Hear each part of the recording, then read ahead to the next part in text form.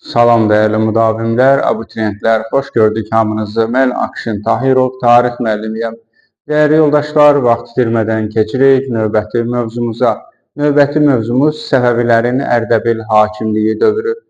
Şeyx Səfiyyəddin İshaq 1254-1334-cü illərdə Sufi Dərviş təriqətinə rəhbərlik eləyib, daha doğrusu 13-cü əsrin sonunda Sufi Dərviş təriqətini yaradıb. Harda? Ərdəbildə. Mənbələrdə onu Türk piri adlandırırlar.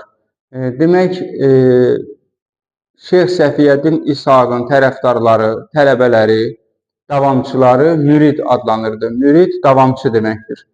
Şiəlik təriqətini təbliğ edirdilər. Deməli, Monqol istilası dövründə bir yüksəliş dönəmi yaşayır.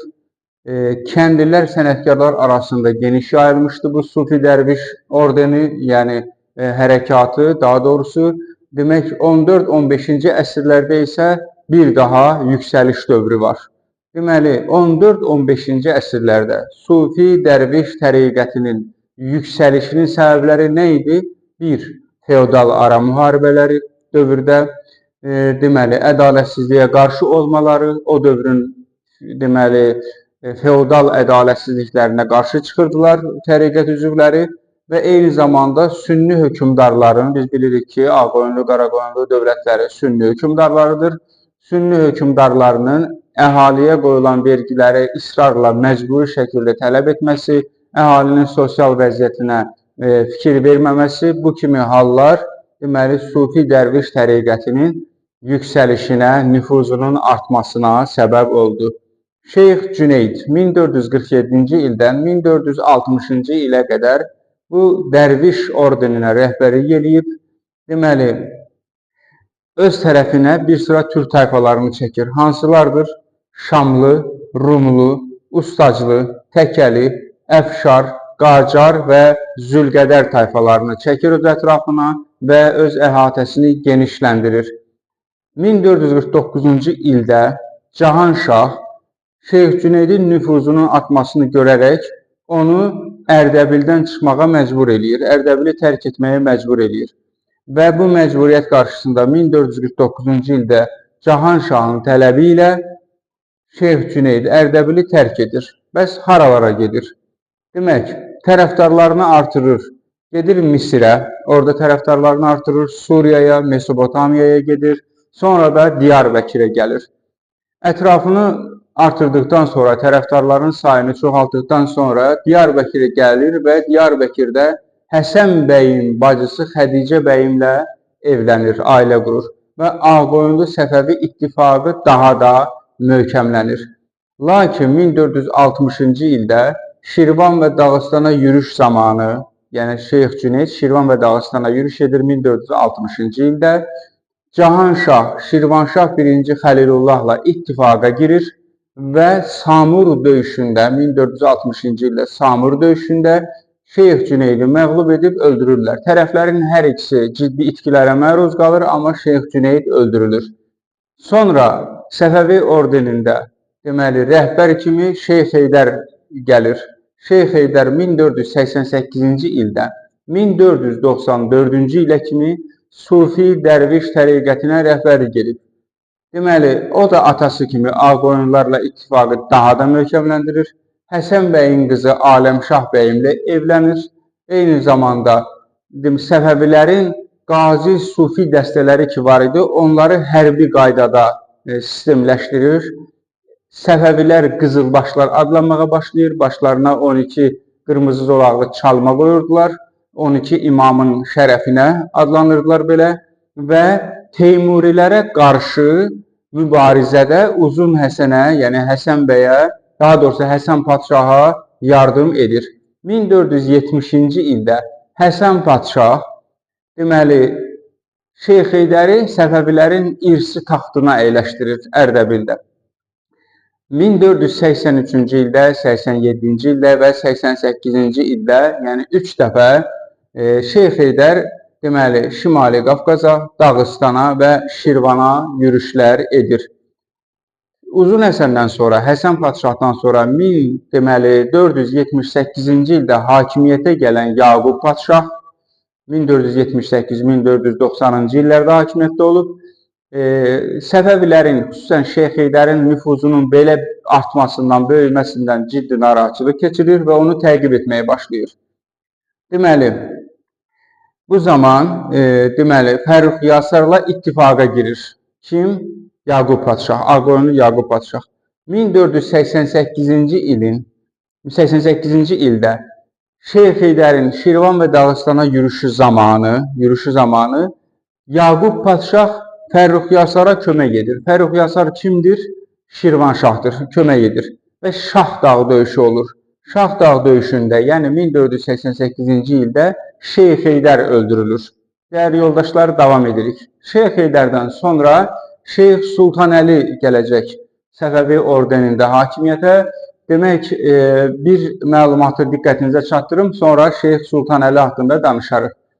Şeyx Heydər ki öldürülmüşdü Şah Dağı döyüşündə, Yaqub Padşahla Fərrux Yasarın ittifaq elədiyi o döyüşdə. Ondan sonra Yaqub Padşah Səfəviləri daha da təqib etməyə başlayır.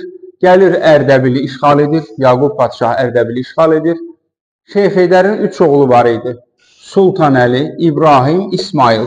Onları İstəxr qalasında əsir kimi saxlayır və bir növ Səfəviləri blokadaya almış olur. Lakin daha sonra Ağqoyunlu Rüstəm Mirzə 1492-ci ildə hakimiyyətə gələndə Səfəvilərin dəstəyini almışdı və buna görə də 3 qardaşı, yəni Sultanəlini, İbrahimi, İsmaili İstəxr qalasından əsirlikdən azad edir və Ərdəbilə qaytarır və Sultanəlini müstəqil hakim kimi Ərdəbildə tanıyır. Deməli, Rüstəm Mirzə. Amma işlər heç də belə getmir. Sultanəlinin nüfuzu artdıqca, Səfəvilərin nüfuzu artdıqca Rüstəm Mirzə də bundan narahat olur. 1494-cü ildə Şəməsi döyüşü baş verir. Şəməsi döyüşündə Rüstəm Mirzə Sultanəlini öldürür. Diqqət! Samur döyüşündə Şeyx Cüneyd, Şah Dağı döyüşündə Şeyx Heydər, Şəməsi döyüşündə isə Sultanəli öldürülür. Rüstəm Mirzə də Yaqub Padşah kimi Ərdəbili tutur. İkisində oxşar cəhətdir. Sonra Səfəvi ordeninə rəhbər kimi təyin olunacaq gələcək Şeyx İsmail. Şeyx İsmail bizim bildiyimiz Şah İsmaildir. Amma onun şeyxlik dönəmini biz indi sizə izah edirik. Gələn slaydımızda isə Səfəvilər dövlətindən danışacağıq.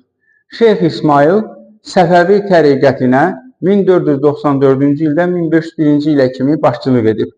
Uşaq ikən 6 il Lahicanda, yəni Gilanda gizlədilir. Xüsusi təhsil alır.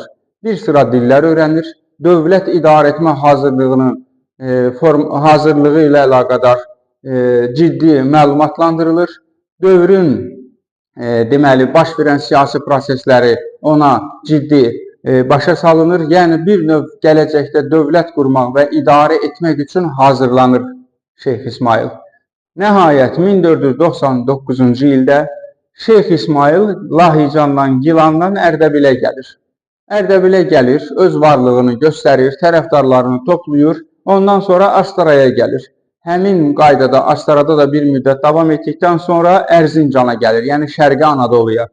Ərzincanda qüvvələrini daha da gücləndirir, daha da artırır və qarşıda duran ilk məqsəd Şirvanşah Fərrux Yasara zərbə endirmək olur. Artıq Şeyx İsmail hərəkətə başlayır.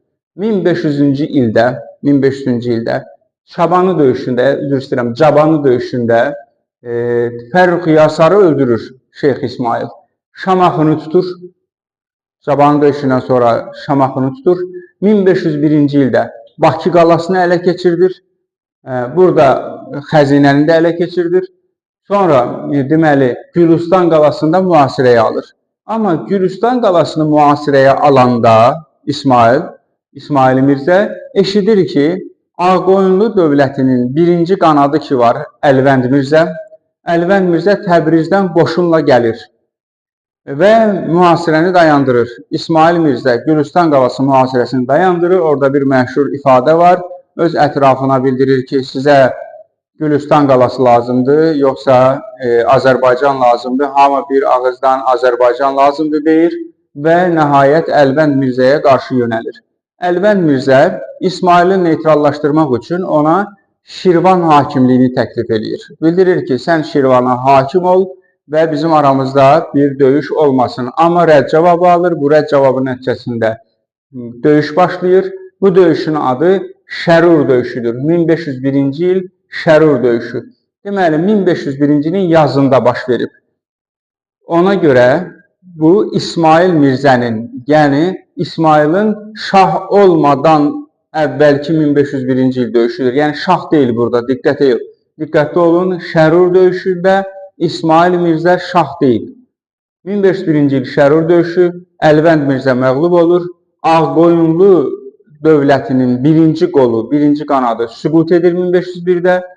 Bu döyüş, Şərur döyüşü, sərkərdəlik məharətini göstərir İsmail Mirzə. Deməli, Şərur döyüşündə İsmail Mirzənin sərkərdəlik məharətindən danışırıq. Biz sərkərdəlik məharəti deyəndə tarixdə bir neçə döyüşdə bir neçə hökmdarın sərkərdəlik məharətindən danışmışıq. Bunlar oxşarlıqlar kimi götürülə bilir və testdə də düşə bilir. Dediyimiz kimi Ağqoyunlunun birinci qolu süqut edir.